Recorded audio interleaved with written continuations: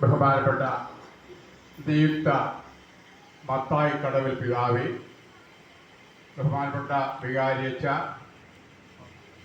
സ്നേഹമുള്ള പ്രിയപ്പെട്ട ഇടവചനവൻ, ഞാനിവിടെ നിൽക്കുമ്പോൾ ഒരു പാട്ടാണ് മനസ്സിൽ ഓർമ്മ വരുന്നത്. വെറുതെ ഈ മോഹങ്ങൾ എന്നിരുന്നാലും വെറുതെ മോഹിക്കുവാൻ മോഹം. പ്രിയമുള്ളവരെ, മലങ്കര ജ്ഞാനായ കത്തോലിക്ക സഭയുടെ പുനരൈക്യ 100 വർഷ പുനരൈക്യ ആഘോഷവേളയിൽ ബഹുമാനപ്പെട്ട പരിശുദ്ധ സിംഹാസനം നമുക്കായി ഒരു മേൽപ്പട്ടക്കാരനെ തരുവാൻ തീരുമാനിച്ചു. ആ ലിസ്റ്റിൽ ഒന്നാമത്തെ പേരുകാരനായിരുന്നു ബഹുമാനപ്പെട്ട മത്തായി കടവിൽ അച്ഛൻ. നമ്മൾ വെറുതെ മോഹിച്ചു, എന്നാൽ ദൈവഹിതം അതായിരുന്നില്ല. മലങ്കര കത്തോലിക്ക സഭയുടെയും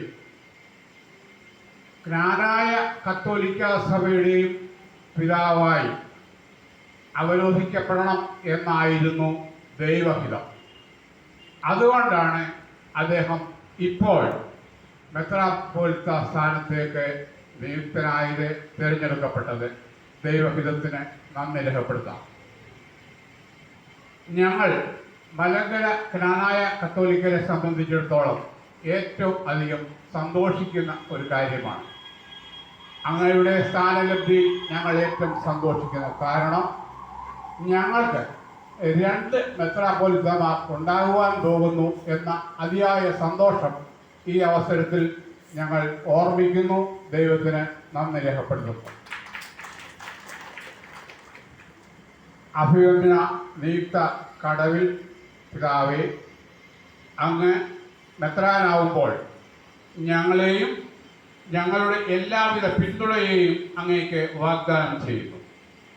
അതോടൊപ്പം തന്നെ അങ്ങയുടെ ഈ മേൽപ്പെട്ട സ്ഥാനം പരിശുദ്ധ സഭയ്ക്കും മലങ്കര കത്തോലിക്ക സഭയ്ക്കും, പ്രത്യേകിച്ച് മലങ്കര ജ്ഞാനായ കത്തോലിക്ക സഭയ്ക്കും ഏറ്റവും അനുഗ്രഹപ്രദമായി തീരണം എന്ന് ഞങ്ങൾ ആശിക്കുന്നു, പ്രാർത്ഥിക്കുന്നു.